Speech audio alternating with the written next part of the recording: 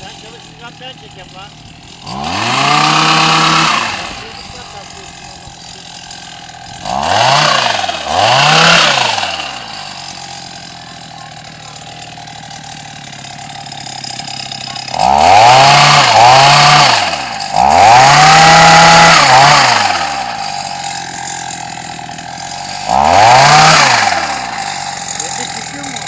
Evet.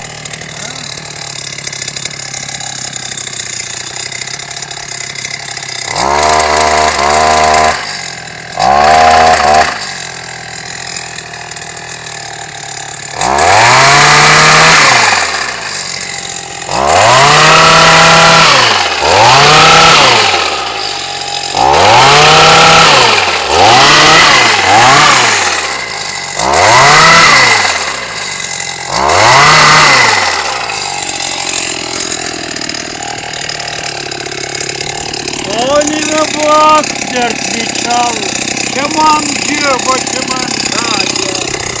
Patron nasıl çalışıyor? Çok iyi, çok iyi.